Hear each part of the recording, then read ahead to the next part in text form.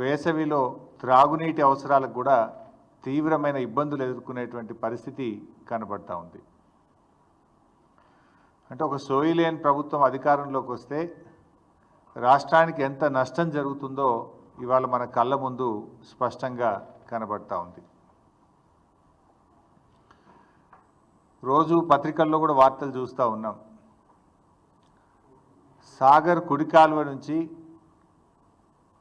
ఆంధ్రప్రదేశ్ ప్రభుత్వం రోజు 10,000 క్యూసెక్కుల నీళ్లు తరలించకపోతుంటే తెలంగాణ ప్రభుత్వం చేవజచ్చి చేష్టలుడిగి చేతులు కట్టుకొని చూస్తూ ఉన్నారు. నీళ్ల మంత్రి నీళ్ళు నములుతూ ఉన్నాడు. ఒక్క మాటలో చెప్పాలంటే తెలంగాణ భూభాగానికి నీళ్లు మళ్లించిన ప్రభుత్వం బీఆర్ఎస్ ప్రభుత్వం అయితే చేతగాక నీళ్లు నములుతున్న ప్రభుత్వం ఇవాళ కాంగ్రెస్ ప్రభుత్వం. 3 నెలలుగా సాగర్ కుడి కాలువ నుంచి రోజు 10,000 క్యూసెక్కులు పోతూ ఉన్నాయి. మరి ముఖ్యమంత్రి గారు, నీటిపారుదల శాఖ మంత్రి గారు బెల్లం కొట్టిన రాయిలాగా చలనం లేకుండా ఎందుకు పడి ఉన్నారు? కృష్ణా జలాల్లో తాత్కాలిక ఒప్పందం ప్రకారం, సరే గతంలో మమ్మల్ని విమర్శించారు, మీరు కూడా మొన్న పోయి అదే ఒప్పందం చేసుకొని వచ్చిండ్రు. తాత్కాలిక ఒప్పందం ప్రకారంగా ఆంధ్రప్రదేశ్ వాటా 512 టీఎంసీలు, కానీ ఇప్పటికే ఆంధ్రప్రదేశ్ 657 టీఎంసీలు తీసుకుపోయింది. 657 టీఎంసీలు తీసుకపోతే మీ నోరు పెగలడం లేదా అని అడుగుతా ఉన్నా. మిమ్మల్ని ఎన్నుకున్నది ఎందుకు? రాష్ట్ర హక్కులను ఆంధ్రప్రదేశ్కు తాకట్టు పట్టడానికి మిమ్మల్ని రాష్ట్ర ప్రజలు ఎన్నుకున్నారా? గడిచిన 25 రోజుల్లోనే 60 టీఎంసీల నీళ్లు తరలించారు. అంటే దాదాపు రోజుకు 2 టీఎంసీల నీళ్లు పోతా ఉన్నాయి. అంటే తెలంగాణ నీటి ప్రయోజనాలు కాంగ్రెస్ ప్రభుత్వానికి పట్టవా? ఇవాళ మీ నిర్లక్ష్యం తెలంగాణ పాలిట పెను శాపం కాబోతా ఉంది. ఇవాళ నాగార్జున సాగర్ను మనం ఆ రోజు అసెంబ్లీలో కూడా తీర్మానం చేసినాం. సిఆర్పిఎఫ్ బలగాలను వెంటనే ఉపసంహరించుకోవాలి, నాగార్జున సాగర్ను తెలంగాణ రాష్ట్ర ప్రభుత్వ ఆధీనంలో తీసుకోవాలని మన శాసనసభలో కూడా తీర్మానం చేశాం.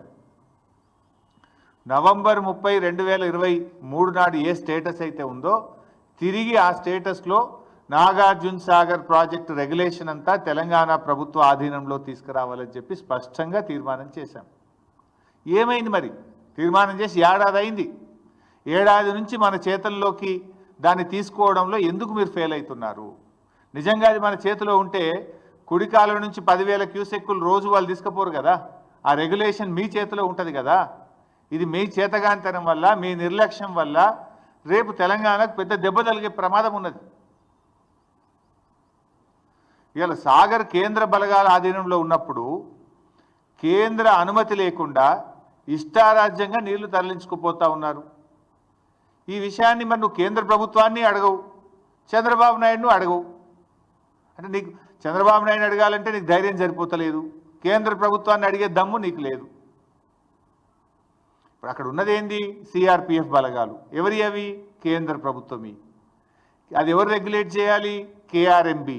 అది ఎవరి ఆధీనంలో ఉంది? కేంద్ర ప్రభుత్వ ఆధీనంలో ఉంది. Then why are you not asking? అటు కేంద్రాన్ని అడిగే దమ్ము లేదు, చంద్రబాబుని అడిగే ధైర్యం లేదు నీకు. మరి నీ నిర్లక్ష్యం వల్ల, మీరు నోరు మెదపకపోవడం వల్ల ఈ రాష్ట్రంలో పంటలు దెబ్బతినే ప్రమాదం ఉంది. ఎగరమంటే విపక్షం మీద వికార భాషలో జానెడు ఎగురుతావు. మా మీద ఎగురుతుంటాడు కదా ప్రతిపక్షం మీద.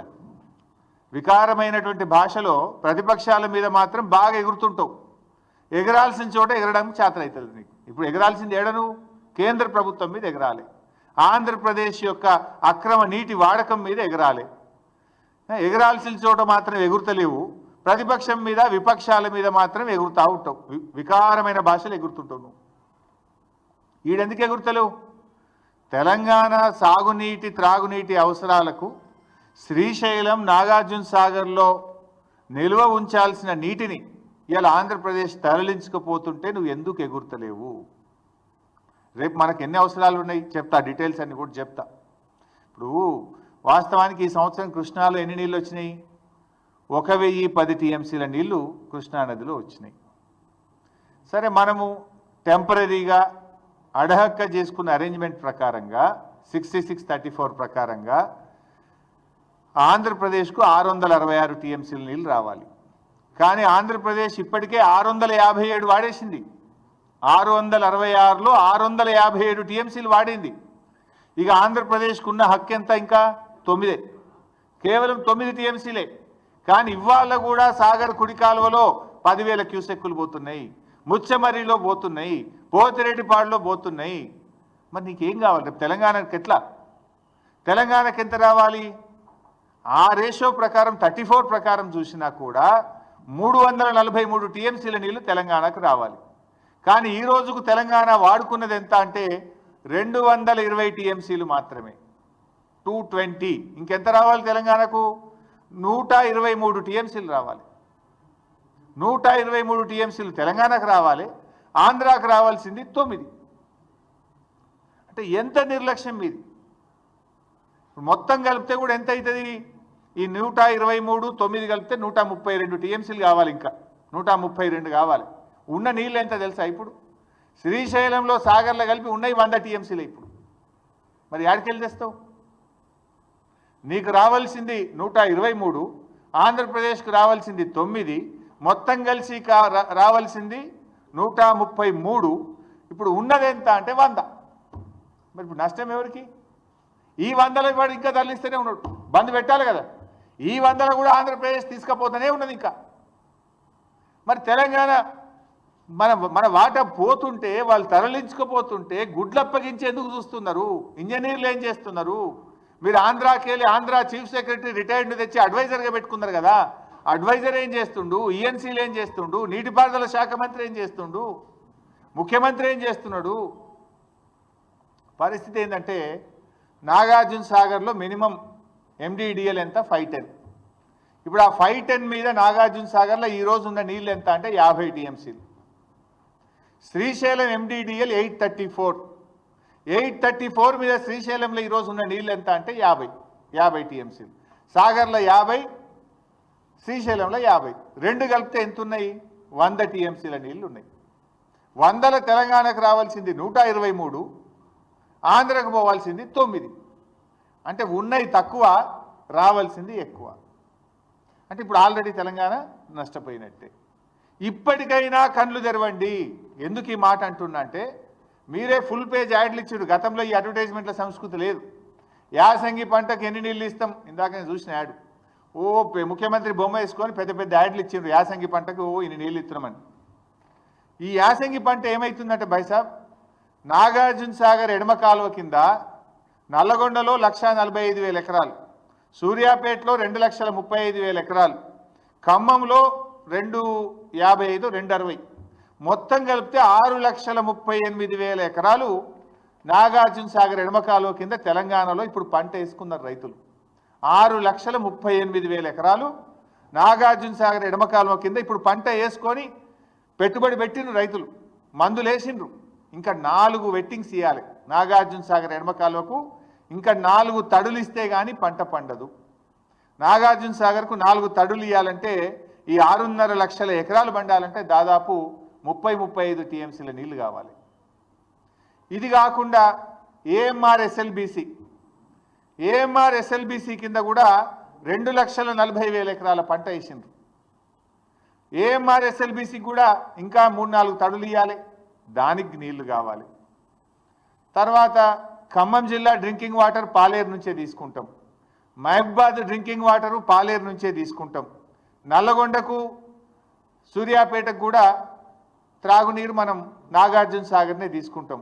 హైదరాబాద్ డ్రింకింగ్ వాటరు నాగార్జున సాగర్ మీదనే ఉంది. అంటే హైదరాబాద్, నల్లగొండ, సూర్యాపేట, ఖమ్మం జిల్లా, అదేవిధంగా మహబూబాద్ జిల్లా, వీటన్నిటి త్రాగునీటి అవసరాలు దాని మీదనే ఆధారపడ్డాయి. 2,40,000 ఎకరాల ఏఎంఆర్ ఎస్ఎల్బిసి కింద పంట ఉన్నది. నాగార్జున సాగర్ ఎడమ కాలువ కింద 6,38,000 ఎకరాల పంట ఉన్నది. మరి ఇవన్నీ ఎట్లా కాపాడతారు? ఇప్పటికైనా మొద్దు నిద్ర వీడండి, ఇప్పటికైనా కళ్ళు తెరవండి.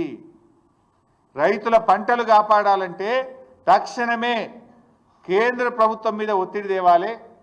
ఆంధ్రప్రదేశ్కు నీటి వాడకాన్ని బంద్ చేయించాలి. కేఆర్ఎంబీ ఆఫీస్ ముందు ధర్నా చేద్దాం పాండి, మేము కూడా వస్తాం.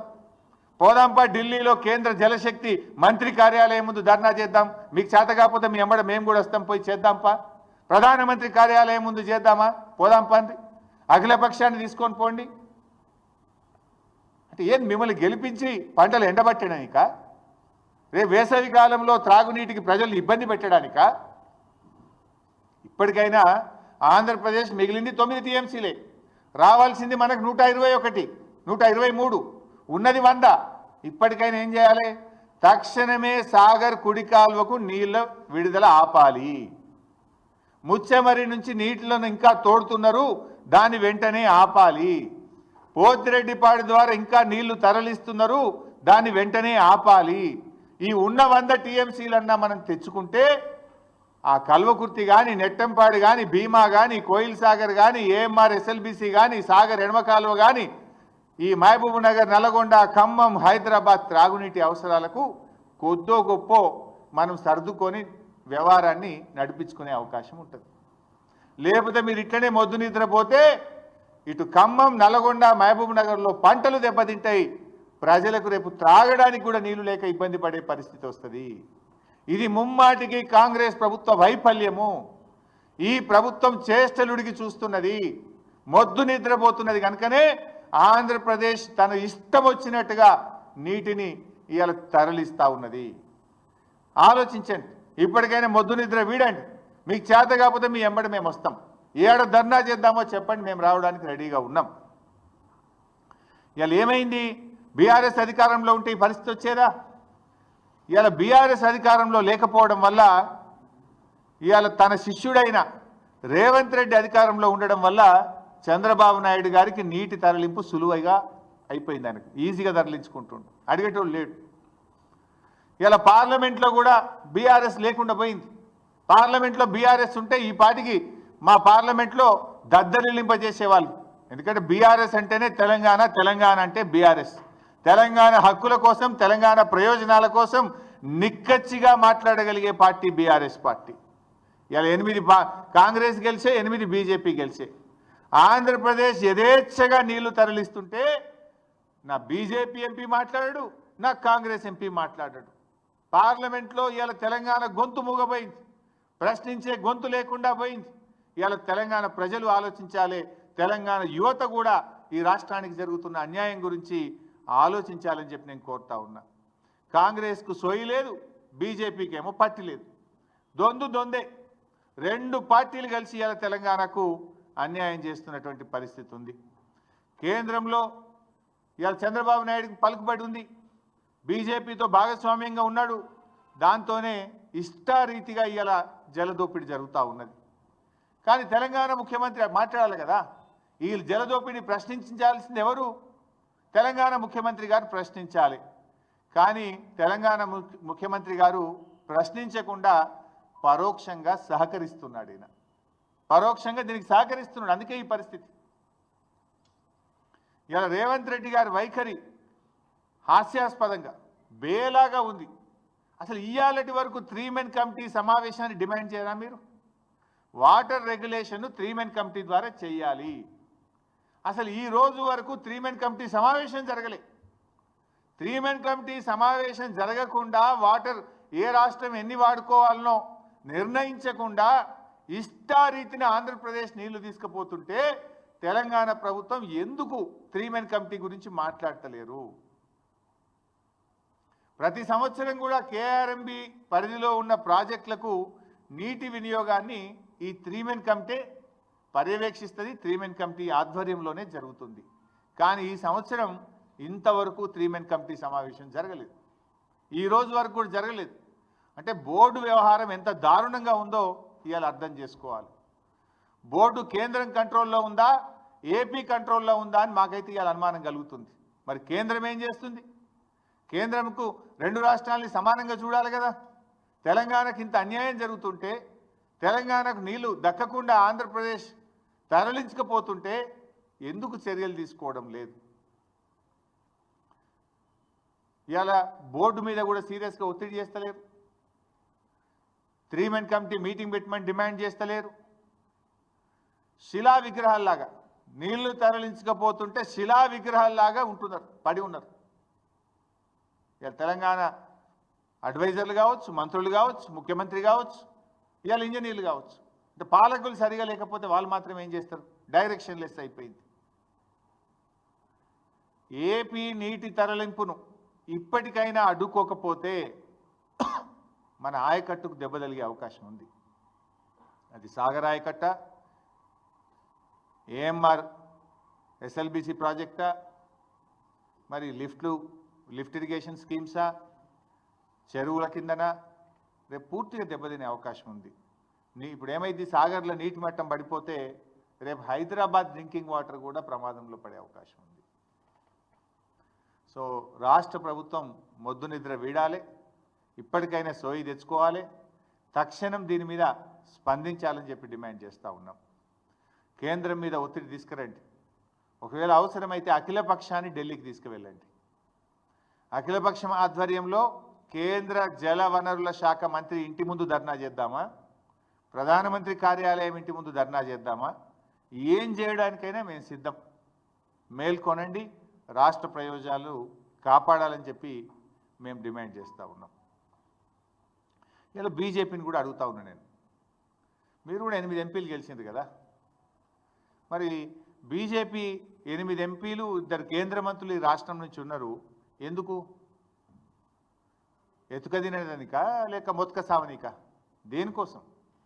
8 ఎంపీలు 2 కేంద్ర మంత్రులు ఉంటే ఏం లాభం? కేంద్ర మంత్రిగా కిషన్ రెడ్డి గారు ఉండి ఏం చేస్తున్నారు నేను అడుగుతా ఉన్నా.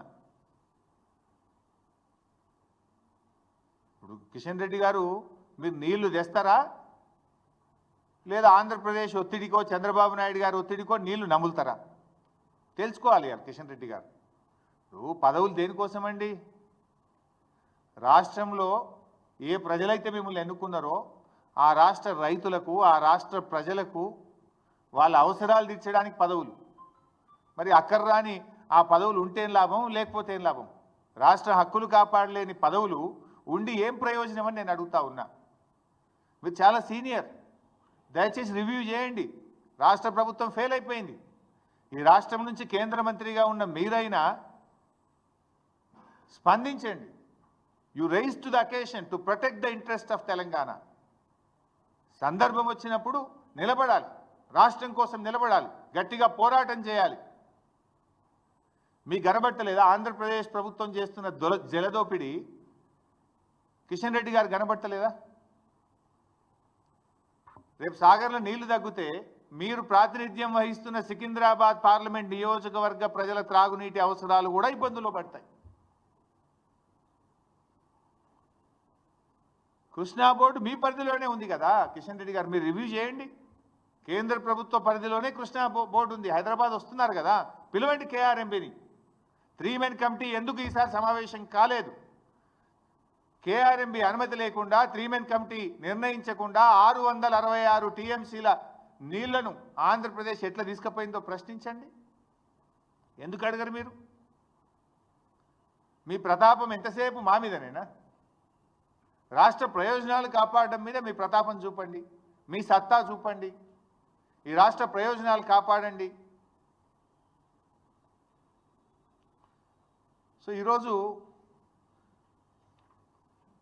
సిఆర్పిఎఫ్ బలగాలు కూడా తక్షణమే తొలగించాలని కూడా నేను కిషన్ రెడ్డి గారిని కోరుతా ఉన్నా. ఇప్పుడు శ్రీశైలం ఏమో ఆంధ్రప్రదేశ్ కంట్రోల్లో ఉంది, తెలంగాణ కంట్రోల్లో ఉన్న నాగార్జున సాగర్ను సిఆర్పిఎఫ్ కంట్రోల్లో ఎట్లా పెడతారు? అయితే శ్రీశైలంను కూడా సిఆర్పిఎఫ్ తీసుకోండి. లేదు, ఆ రోజు మేము అసెంబ్లీలో తీర్మానం చేసినాం, 10 ఏళ్ళు కేసీఆర్ గారు ఎట్టి పరిస్థితుల్లో కేంద్ర బలగాలకు ఇవ్వము, సెక్షన్ 3 కింద నీటి పంపిణీ జరగాల్సిందే, మా ప్రాజెక్టుల వారీగా నీటి కేటాయింపులు జరిగినాకనే మేము కేఆర్ఎంబీకి ప్రాజెక్ట్ ఇస్తామని 10 ఏళ్ళు కూడా సాగర్ను తెలంగాణ ప్రభుత్వ ఆధీనంలోనే ఉంచుకున్నాం. సో నవంబర్ 30న ఆనాటి ఆంధ్రప్రదేశ్ ప్రభుత్వం అక్రమంగా తీసుకుంటే ఎన్నికల ఫలితాలు వచ్చినాయి, మీరు గెలిచిండ్రు. అసెంబ్లీలో తీర్మానం చేసినాం, మీరు గట్టిగా కేంద్ర ప్రభుత్వాన్ని అడగడం చేతనైతలేదా? మీ ఎంపీలు 8 మంది ఉన్నారు పార్లమెంట్లో, మాట్లాడరా మీరు? అది ఎందుకు మరి తెలంగాణ తీసుకోవద్దు? సో నేను కిషన్ రెడ్డి గారిని కోరుతా ఉన్నా, తక్షణమే సిఆర్పిఎఫ్ బలగాలు తొలగించి నాగార్జున సాగర్ ప్రాజెక్టును తెలంగాణ ప్రభుత్వ ఆధీనంలోకి తేవాలి. అది తెలంగాణ ఆధీనంలో ఉందనుకో, సాగర్ కుడికాలువ నీళ్ళు ఇడిచేది ఎవరు? తెలంగాణ ప్రభుత్వం ఇవ్వాల్సి వస్తుంది. ఇష్టం వచ్చినట్టుగా నీళ్లు పోవడానికి రేపు అవకాశం ఉండదు. మేమేం అక్రమంగా నీళ్ళు అడుగుతలేం, న్యాయబద్ధంగా తెలంగాణకు రావాల్సిన నీళ్లు కూడా రాకుండా పోతున్నాయి.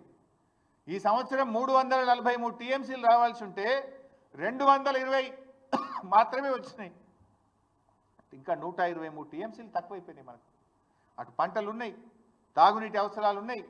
అందువల్ల కేఆర్ఎంబిని రివ్యూ చేయాలి, సిఆర్పిఎఫ్ బలగాలు తొలగించి సాగర్ ప్రాజెక్టును యథావిధిగా తెలంగాణ ప్రభుత్వ పరిధిలోకి తేవాలి.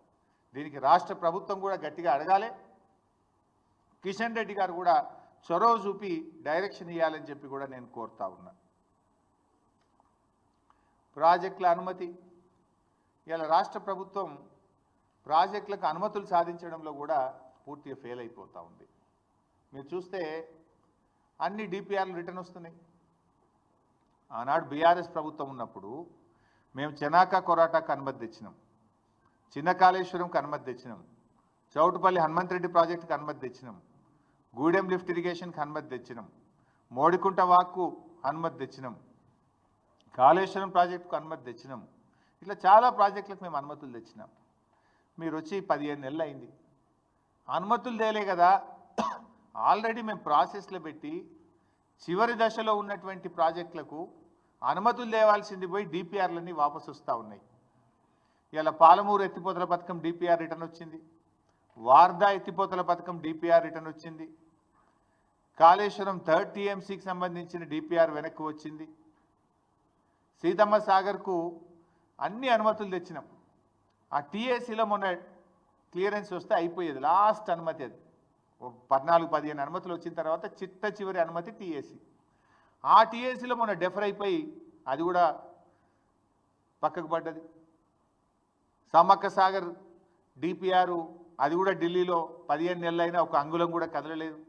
అంటే ప్రాజెక్టులకు అనుమతులు తేవడం లేదు, మీరు క్లియరెన్సులు తెచ్చుకోలేకపోతున్నారు, ఉన్న నీటి కేటాయింపులను కూడా సక్రమంగా వినియోగించుకోలేకపోతున్నారు. ఉద్దేశపూర్వకంగా మేడిగడ్డను పండబెట్టి అలా పంటలు ఎండబెడతా ఉన్నారు. గట్టిగా చేస్తే 6 నెలల్లో చేసే పని అది ఏముంది? కాళేశ్వరం కూలిపోయిందని ఒక దొంగ ప్రచారాన్ని వేస్తూ ఉన్నారు.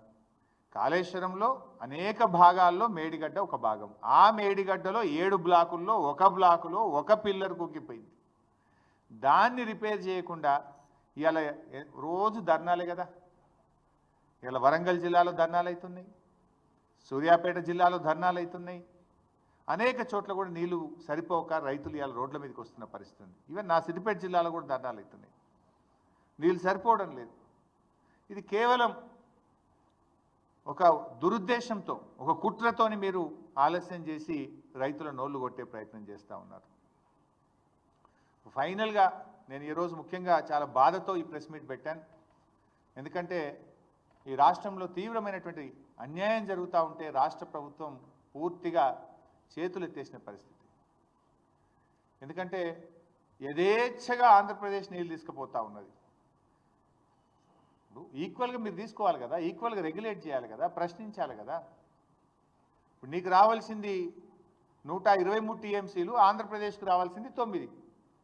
ఉన్న నీళ్లు 100నే అంటే నీకు రావు. ఈ సంవత్సరం పోయినావు, ఆల్రెడీ మునిగిపోయినావు. నువ్వు ఆ ఉన్న 100కు 100 నువ్వు తెచ్చుకుంటే కనీసం ఉన్న పంటలు కాపాడవచ్చు. బంద్ చేయాలి కదా ఆంధ్రప్రదేశ్.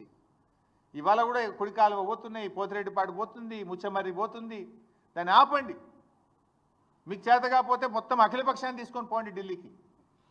ఈ రాష్ట్ర ప్రయోజనాలు కాపాడండి. ఏఎంఆర్ ఎస్ఎల్బీసీ కింద కానీ, సాగర్ ఎడమ కాలువ కింద కానీ, కల్వకుర్తి కానీ, నెట్టంపాడు కానీ, భీమా కానీ, కోయిల్ సాగర్ కానీ, హైదరాబాద్, ఖమ్మం, నల్గొండ, మహబూబ్ నగర్ త్రాగునీటి అవసరాలకు దెబ్బ తినకుండా తక్షణమే మేల్కొనాలని చెప్పి ప్రభుత్వాన్ని డిమాండ్ చేస్తున్నాం. Thank you.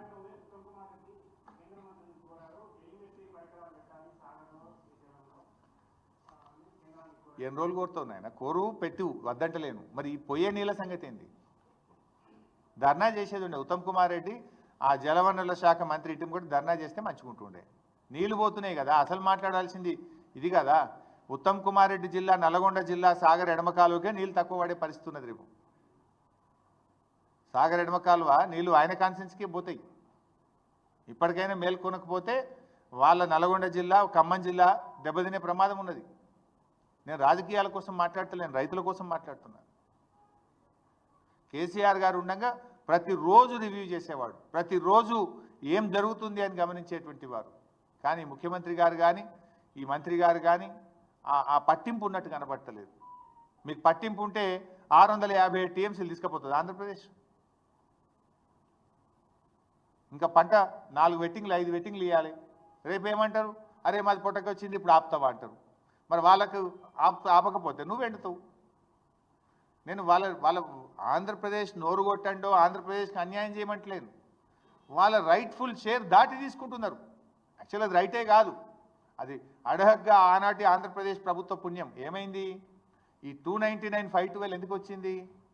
ఆంధ్రప్రదేశ్ ప్రభుత్వంలో ఆ రోజుకు తెలంగాణలో కట్టిన ప్రాజెక్టులకు ఎన్ని నీళ్లు కావాలి, ఆంధ్రప్రదేశ్లో కట్టబడిన ప్రాజెక్టులకు ఎన్ని నీళ్లు కావాలి, నీటి అవసరాలు ఎంత ఉన్నాయి అన్నప్పుడు 512 వాళ్ళకు ఉంది, 299 ఇక్కడ ఉంది. 299 అనేది ఎక్కడి నుంచి వచ్చింది? గత పాలకుల పుణ్యం. గతంలో ఈ రాష్ట్రాన్ని పరిపాలించిన కాంగ్రెస్ తెలుగుదేశంలో పుణ్యం. ఎందుకు? తెలంగాణలో వాళ్ళు ప్రాజెక్టులు కట్టకపోవడం వల్ల, ఇక్కడ నీటి నిల్వ సామర్థ్యం లేకపోవడం వల్ల, ఇక్కడ ఆయకట్టు ఏర్పాటు కాకపోవడం వల్ల తెలంగాణ నీటి అవసరం 299 టీఎంసీలుగా ఉమ్మడి ఆంధ్రప్రదేశ్లో తీసుకున్న నిర్ణయాల ఆధారంగా వచ్చిన ఫిగర్ 299. అయితే కృష్ణా జనాలు పునఃపంపిణీ జరిగేదాకా ఈ రోజుకు ఇంత ఉంది కదా, తాత్కాలికంగా ఇది అనేటువంటి ఫిగర్ ఇక్కడ వచ్చింది. అందుకే కేసీఆర్ గారు పట్టుబట్టి సుప్రీంకోర్టుకు పోయి, కేంద్ర మంత్రి దగ్గర పోయి, ప్రధానమంత్రి దగ్గర పోయి సెక్షన్ 3ని సాధించారు. ఆ సెక్షన్ 3 డెఫినెట్గా రేపు తెలంగాణకు 575 టీఎంసీల నీళ్లు తెచ్చుకోవడానికి సెక్షన్ 3 దోహదం చేస్తుంది. దాని ముందు గట్టిగా ఆర్గ్యుమెంట్స్ వినిపియండి, ఆ 575 టీఎంసీలు తెచ్చుకోవడానికి ప్రయత్నం చేయండి. కానీ మీన్ వైల్ ఈలోపు తెలంగాణకు అన్యాయం జరుగుతుంది. చూడండి, ఇంత స్పష్టంగా కనబడుతుంది. శ్రీశైలంలో 50 ఉన్నాయి, సాగర్లో 50 ఉన్నాయి, ఎండిడిఎల్ పైన ఉన్నాయి 100, అవసరమేమో 132. అవసరానికి సరిపడే నీళ్ళు లేవు అంటే ఇప్పటికే ఆంధ్రప్రదేశ్ తీసుకుపోయింది 657. ఇది కేవలం మీ ఫెయిల్యూర్, మీ చేతగాంతనం, మీ నిర్లక్ష్యం, లేదా మీరు లొంగిపోయారు. చంద్రబాబు నాయుడు గారికి మీకు పరోక్షంగా మీరు ఏమన్నా బహుశా రేవంత్ రెడ్డి చంద్రబాబు నాయుడు మధ్య ఏదన్నా మరి పరోక్షమైనటువంటి ఒప్పందాలు, గురుదక్షిణలో వాళ్ళ మధ్య ఏదైనా ఉంటేనన్నా జరిగి ఉండాలి. అయితే ఫెయిల్యూరు, లేకపోతే మీరు ఉద్దేశపూర్వకంగానైనా పరోక్షంగా చంద్రబాబు నాయుడుకి